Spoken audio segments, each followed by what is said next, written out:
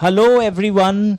CMA inter exam बहुत पास है, preparation almost over हो चुकी है, फिर भी कॉन्फिडेंस कैसे आए? तो आज मैं बात करूंगा सीएमए इंटर इंडस्ट्रियल लॉज नहीं बल्कि सीएमए इंटर कमर्शियल लॉज के प्रिपरेशन स्ट्रैटेजी के बारे में। इट्स ह्यूज, बट उसमें क्या होता है प्रॉब्लम, लोग कॉन्ट्रैक्ट टैक्स शुरू करते हैं तो वहीं रह जाते हैं, they don't cover LLP, sale of goods act, partnership. तो मैं एक अच्छा तरीका आपके लिए लाया हूं। इस वीडियो के डिस्क्रिप्शन लिंक में गूगल ड्राइव में इन क्वेश्चंस और रिवीजन शीट को अटैच कर रहा हूं। ऐसा मैंने पुराने वीडियो में भी किया था। कई लोगों ने लिखा कि कोई नोट्स दिख नहीं रहे, जी ड्राइव के अंदर सारे नोट्स थे। आज फिर से लिख रहा हूं, फिर भी आपको नहीं मिले तो आप मुझे व्हाट्सएप कर दीजिएगा, मैं जैसे फ्री होऊंगा आपको वापस रिवर्ट कर दूंगा। 9830259002। सुन लीजिएगा नंबर वापस रिवाइंड करके। ये देखिए, इंडियन कॉन्ट्रैक्ट एक्ट आपने बहुत पढ़ा है, बट अगर आपको चेक करना हो कि मेरा कवरेज कैसा है, जस्ट रैंडमली इन क्वेश्चंस को पढ़िए। जनरल रूल्स ऑफ ऑफर आता है, जनरल रूल्स ऑफ एक्सेप्टेंस आता है। अचानक इसको पढ़ते पढ़ते एक क्वेश्चन नंबर एन दिखाई दिया, सपोज डायरेक्ट लॉस सेक्शन 73, ये क्या होता है? तो आप रिवाइज करेंगे, बुक खोलेंगे। The direct loss is the loss which is also known as ordinary damages which can be claimed even if it is mentioned in the contract or not mentioned in the contract. Special loss remote loss वाला चीज होता है जो आप तभी claim कर सकते हैं जब मेंशन नहीं हो कॉन्ट्रैक्ट में। मैं आपको रिवीजन का तरीका सिखा रहा हूं, ओके? तो दिस इज द वे आप इसको चेकलिस्ट बना लो। ये एक बहुत ही कॉम्प्रीहेंसिव चेकलिस्ट है। नो कंसिडरेशन, नो कॉन्ट्रैक्ट पे कमेंट आते हैं तो आपको पता है इसमें एक्सेप्शंस हैं। लोग क्या करते हैं, एक्सेप्शंस के लिए कई चार्ट बुक सर्कुलेट होती है। आई एम अगेंस्ट दैट, क्योंकि क्या होगा, नो कंसिडरेशन नो कॉन्ट्रैक्ट में आपसे पॉइंट्स अगर पढ़ के चले गए ना, हाँ नेचुरल लव एंड अफेक्शन एक पॉइंट था प्रॉमिस टू पे वॉलंटरी सर्विसेज, आप आंसर्स नहीं फ्रेम कर पाएंगे। बिकॉज एमटीपी के नए पेपर पैटर्न से आपको वो पॉइंट्स लिखने भी पड़ेंगे। A written and registered agreement on account of natural love and affection between parties standing in near relation to each other, that is covered under exception even if there is no consideration। इस तरह develop करना है, समझ में आ रहा है? एक बार adopt करके देखिएगा। इंडियन कॉन्ट्रैक्ट एक्ट फाउंडेशन और में हम लोग बहुत डिटेल में पढ़ाते हैं, तो उसके अगर आप चाहें, अगर आप मेरे से नहीं पढ़े तो मैं प्लेलिस्ट में फाउंडेशन वाले रिवीजन वीडियोस जो कि बहुत डिटेल्ड सीएमए इंटर लेवल की है वो भी डलवा दे रहा हूं इसकी वीडियो डिस्क्रिप्शन लिंक में। आप उसको भी रेफर कर सकते हैं या आप उसके लिंक के लिए मेरे प्लेलिस्ट कॉलम को भी देख सकते हैं। तो आप फास्ट फॉरवर्ड करके सुनिए, बट पूरा कॉन्ट्रैक्ट ऐसे पेज पलट पलट के आप लास्ट के 15-20 दिनों में अगर करोगे तो प्रिपरेशन आपका बाकी सब्जेक्ट्स का खराब हो जाएगा। But I am telling you again and again, paper easy आता है and they will try to touch various chapters. Leaving 2-3 chapters is not a solution. जो 2 चैप्टर आप छोड़ने का बाई चांस सोच रहे हैं, उनमें भी जो पॉपुलर 2-3 क्वेश्चन करके जाइए।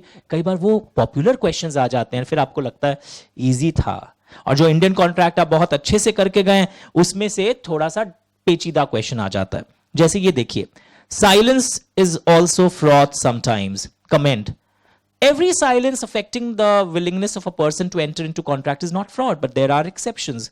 याद आया कैसे? फिर आप बुक खोलेंगे या नोट्स खोलेंगे, वहां से आप इसको डेवलप करेंगे। तो इस तरह मैंने बहुत सारे, ये सारे डिस्क्रिप्टिव क्वेश्चंस 5 मार्क्स के रेंज में आते हैं आपके एग्जाम में। डिफरेंस बेस्ड क्वेश्चंस कहां से क्या क्या एरिया से आ सकता है वो भी लिखा हुआ है यहां पर, ओके?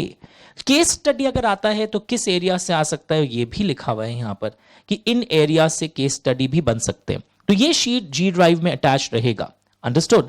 तो उसी तरह इंडियन कॉन्ट्रैक्ट एक्ट की तरह मैंने सेल ऑफ गुड्स एक्ट के भी बहुत सारे रिवीजन क्वेश्चंस बना दिए। वरना क्या होता है लोगों के संग प्रॉब्लम, सर मैं पढ़ लिया हूं पर एग्जाम में लिख नहीं पा रहा हूं, बिकॉज आपने कभी क्वेश्चन आंसर्स फॉर्मेट में अपने आप को पूछा नहीं, बस आप खुश होते रहे अपने नोट्स को पढ़कर, या कई लोग अपने फ्रेंड के नोट्स को पढ़ के सुंदर लग रहा है तेरी हैंडराइटिंग। हैंडराइटिंग पे मत जाइए, अंदर के substance is more important than the form. Try to check, आज ही चेक करोगे सब कोई, जितना भी आप कॉन्फिडेंस हो, चाहे बोर्ड में 98% आया हुआ है, चेक करना, कहीं ना कहीं आप लगेगा आपको कि आप अटक रहे हैं, भटक रहे हैं। कैविएट एम्प्टर हो या निमोडैट क्यू और नॉन हैबिट हो या अनपेड सेलर हो, सब वेराइटीज के questions sale of goods act के भी यहां डाले हुए हैं। And this is a very comprehensive checklist for commercial laws, varieties of questions. Indian partnership act अगर आप देखोगे, यहां पर भी मैंने बहुत सारे क्वेश्चंस यहां बना दिए जो रेलिवेंट है एग्जाम के एंगल से, कि नॉन रजिस्ट्रेशन का क्या कॉन्सिक्वेंस आता है, पर उसके भी कुछ एक्सेप्शंस होते हैं।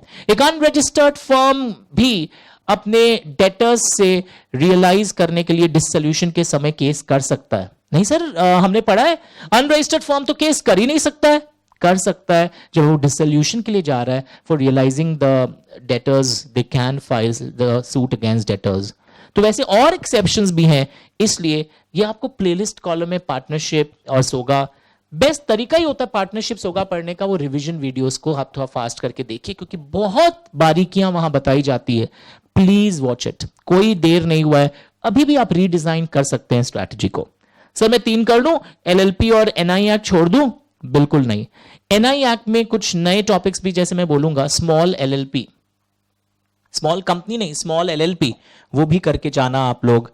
और बहुत कुछ और भी दिया हुआ है। कंपनीज एक्ट बेसिक्स की अगर मैं बात करूं, when I talk about companies act basics, okay,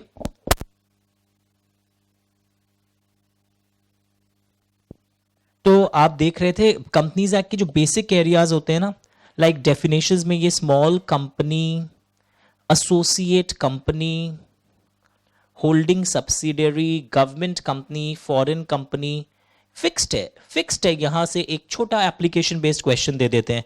पता है इन लोग क्या करते हैं? एसोसिएट कंपनी में आपने सुना है अ company is set to be an associate company when another company has significant influence over that company, and then they define significant influence का मतलब सुने हो क्या होता है सर? या तो 20% or more total share capital carrying voting rights, या सर वो वाला they control business decisions under an agreement।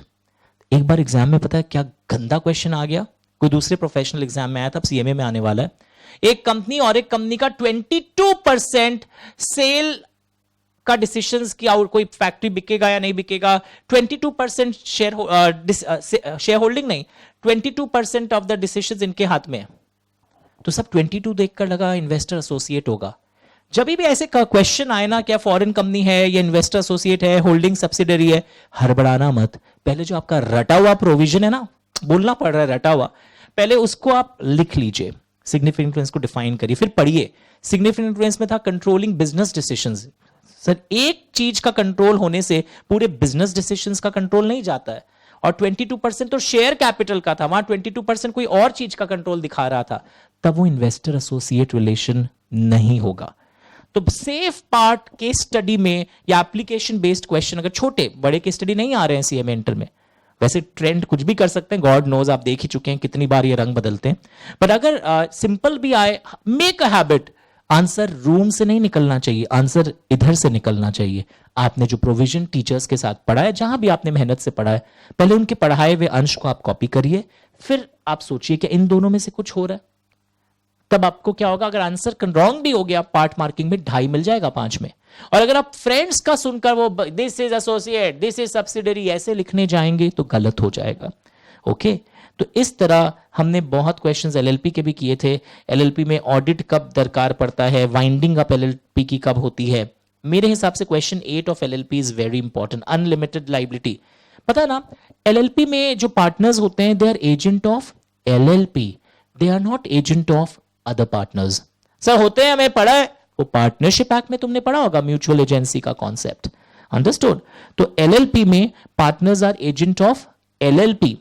Partners की पर्सनल लाइबिलिटी एलएलपी में नहीं होती है। ओके, यही तो फायदा था, लिमिटेड लाइबिलिटी कॉन्सेप्ट था एलएलपी का। पार्टनर्स की पर्सनल लाइबिलिटी एलएलपी में नहीं होती है। एक पार्टनर दूसरे पार्टनर के गलत कामों के लिए लायबल नहीं है, बट अगर एक पार्टनर खुद गलत करे, एलएलपी ऑथोराइज नहीं किया है, तब पार्टनर की लाइबिलिटी आती है। एलएलपी की लाइबिलिटी कैसे मीट होती है? एलएलपी के प्रॉपर्टी से।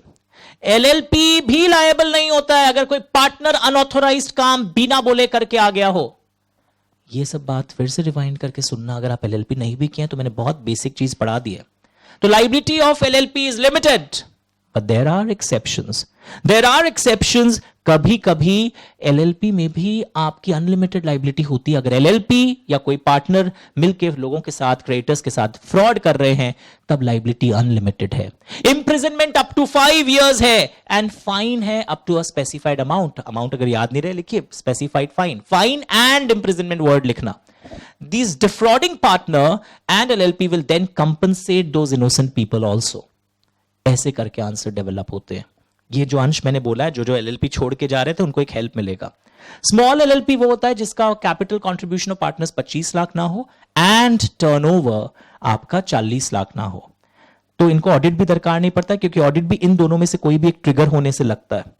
तो एलएलपी की एनुअल कंप्लायंसेस में आपको एनुअल रिटर्न एलएलपी का within 60 days from the closure of financial year submit करना पड़ता है। इनको फाइनेंशियल स्टेटमेंट्स, अपने जो statement of accounts and solvency on और बिफोर 30 अक्टूबर फाइल करना पड़ता है। बन जाना चाहिए था इनका 30 सितंबर तक। कैश बेसिस, अक्रूवल बेसिस दोनों चलेगा, बट डबल एंट्री सिस्टम के अनुसार। तो ये बहुत कुछ बातें थी। Change of register office of LLP कैसे होगा, कंप्लायंसेस क्या होगा। सर ये मुझे कैसे मिल सकता है? मेरे प्लेलिस्ट, मेरे यूट्यूब चैनल के प्लेलिस्ट पर आप CMA इंटर के बहुत सारे LLP, sale of goods act, ये सारे बहुत सारे वीडियोस देखोगे। It will really help you. Okay, तो इसको आप आगे के लिए भी रख सकते हो। जब भी कोई इंटरव्यू में भी जाना हो, भूल जाए प्रोविजंस, फास्ट फॉरवर्ड करके पूरा वीडियो मत देखो। अब एग्जाम के पहले टाइम नहीं है, फास्ट फॉरवर्ड करके देखो अभी सर क्या टॉपिक डिस्कस कर रहे हैं, इन क्वेश्चंस में से कौन सा अंश है, वहां रुक जाइए। That will help you. So LLP, company law में ना डॉक्ट्रिन्स इज वेरी इंपॉर्टेंट। कई बार क्वेश्चन आता है the liability of members of a company is limited but there are some judicial pronouncements, यानी कई केसेस हैं जो इस चीज को विपरीत स्थापित करते हैं। तो डॉक्ट्रिन में of lifting of corporate veil में ऐसे कई केसेस थे। Dinshaw, Maneckjee Petit, Jones versus Lipman, Gilford Motor Company Limited versus Horne. डरिए मत, डॉक्ट्रिन्स का रिवीजन वीडियो है छोटा सा 28-30 मिनट का, उसको देख लेना।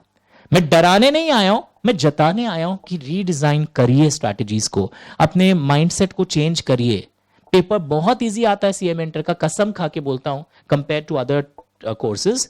लॉ पेपर भी इजी आता है, कोर्स बहुत अच्छा है, लॉ पेपर इजी आता है, तो उस इजी में तो स्कोर अच्छा करना चाहिए ना हम लोगों को। सेम चीज मैंने ऑडिट के भी कई रिवीजन वीडियोस प्लेलिस्ट कॉलम में मेरे डाले हैं, उसको आप जरूर देखिएगा। तो ये बेस बनाइए इन चीजों को। आफ्टर दैट सर इसके लिए कोई चार्ट बुक या कुछ है क्या? ये मैंने CA के बच्चों को हम लोग ये चार्ट बुक देते हैं, जो मैं इसकी मार्क PDF में यहां भी डाल दे रहा हूं। अगर किसी को मन करे तो आप इस चार्ट बुक को यूज कर सकते हो रिवीजन के लिए, जहां पर बहुत कुछ कंपनी लॉ के बेसिक्स यहां कवर्ड है चार्ट बुक के अंदर। Lot of things are covered, बहुत कम टाइम में बहुत सारी चीजें रिवाइज हो जाती है। We don't sell this chart book, it is only for in house students. यहां मैंने मार्क्ड PDF डलवा दिया है। कॉन्ट्रैक्ट एक्ट भी रिवाइज करने के लिए बेस्ट तरीका है this chart book, it really helps. Contract में ना एक अंश बहुत पॉपुलर है, revocation of offer and acceptance. उसके लिए भी आप थोड़ा फास्ट फॉरवर्ड करके लैंग्वेज अच्छे से कमांड हासिल करिएगा। उस पर केस स्टडी आते हैं रिवोकेशन ऑफ ऑफर एक्सेप्टेंस पर। तो बहुत सारी चीजें आप यहां पर देखोगे, lot of things we are discussing and this will really help you अगर आप कमर्शियल लॉज पे कमांड हासिल कर लें।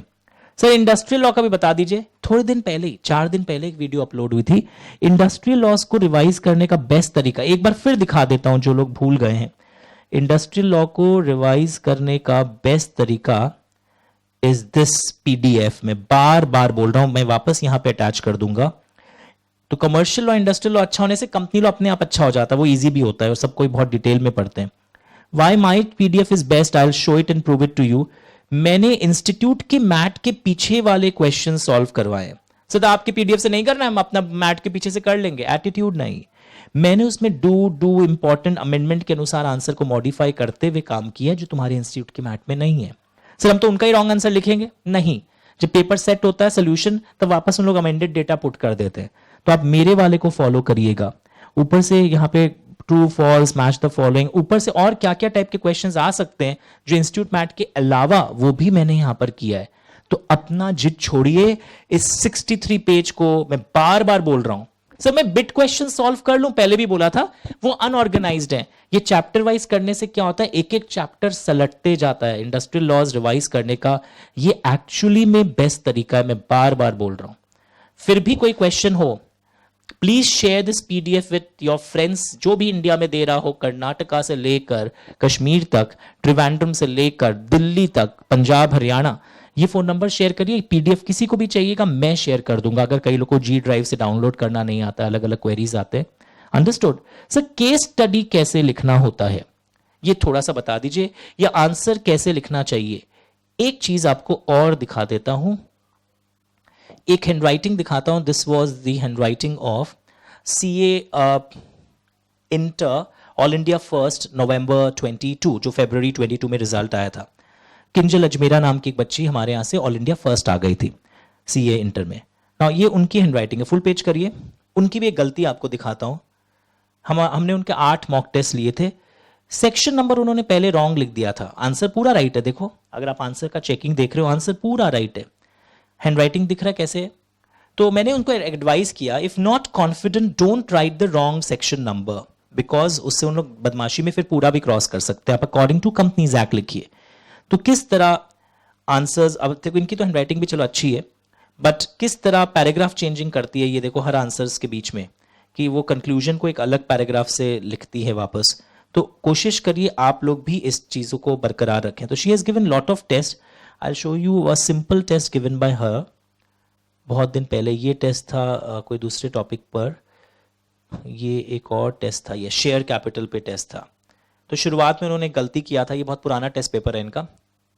According to companies act, company limited by shares, ये बैकग्राउंड शुरुआत में थोड़ा इनिशियल इंट्रोडक्शन ऐसे आंसर्स के होने चाहिए। अगर मैं शेयर कैपिटल के आंसर्स को बोलूं तो आप दिख रहा है किस तरह पॉइंट कार्व आउट होते हैं। जैसे रोमन 1 रोमन 2 के बीच में एक लाइन छोड़ देते थे इस टाइप के अच्छे स्टूडेंट्स, ताकि उसको चेक करने वाले को लगे, वरना क्या सब ज्यादा इकट्ठा दिखाई देता है तो लगता नहीं है कि स्टूडेंट ने बहुत सारे पॉइंट्स लिखे हैं। सो लॉट ऑफ इनपुट्स, थोड़ी थोड़ी मेहनत करके अच्छा हो सकता है। अब देखो लेआउट, अब कोई बोलेगा सर मेरा 2 टर्म से नहीं हो रहा, मैं कैसे क्लियर करूं? इसको एक लाइन में हम समराइज नहीं कर सकते। ये 5-6 महीने की आपकी तपस्या है, या कई बार फांकीबाजी होती है जिसका परिणाम दुर्भाग्यवश, कई लोग तो अच्छा लिखते हैं, मार्क्स कम आता है। तो अब हमें तो मॉडिफाई करने के लिए ये छोटी छोटी चीजों को वो किया करो, कि कैसे एक लाइन छोड़ के पॉइंट्स कार्व आउट करो, अंडरलाइनिंग कर देना कभी कभी कुछ कुछ पॉइंट्स पर, एंड 5 में 5 मिलता है। I give full marks when I check the paper. तो उसी तरह आपको भी बोल रहा हूं, रीडिजाइन करिए। चार्ट बुक जो मैंने दिखाया उसको आप यूज कर सकते हो, कॉन्ट्रैक्ट्स होगा पार्टनरशिप एलएलपी के लिए, that will help you to revise. Okay, thank you so much. And फिर भी कोई क्वेरी हो, वापस बोल रहा हूं, चाहे आप मेरे से नहीं भी पढ़ते, व्हाट्सएप करके छोड़िए। I am travelling out of Kolkata, मैं भी आने वाले 1-2 तारीख तक बाहर हूं कलकत्ता से। आज मैं लास्ट रिकॉर्डिंग कर रहा हूं, आज शायद 15 तारीख है, 16 तारीख है, तो मैं कल से बाहर हूं, बट आपका एग्जाम है, मैं देरी से रिप्लाई करूंगा पर कर दूंगा। So I am available for you. आप शेयर करिए नॉलेज को, पीडीएफ्स कई मैंने अटैच किए देखिए, और यूट्यूब की प्लेलिस्ट कॉलम को, मेरे यूट्यूब की प्लेलिस्ट कॉलम को भी देखिएगा, और जिस भी चैनल पे मैं और डलवाते रहूंगा आपके लिए ज्ञान की बातें, it will really help you. Thank you so much and everyone who is helping me to spread my videos, क्योंकि मैं पढ़ा भी 22 साल से रहा हूं, एज 43 है, पर मैं यूट्यूब पर लास्ट 10 महीने से एक्टिव हुआ हूं। So I am very thankful to all faculties in India, मेरे यंग फैकल्टीज जो मेरे और टीचर्स हैं, और आप लोग जो भी जिस जिस चैनल ने मुझे हेल्प किया है इस नॉलेज को मैं और ज्यादा स्प्रेड कर सकूं। Thank you so much everyone.